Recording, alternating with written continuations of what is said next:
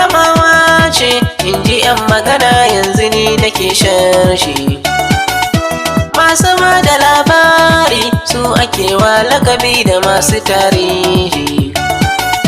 So daga shi sai wane, sai da gaske jama'ar cikinsa sun san shi.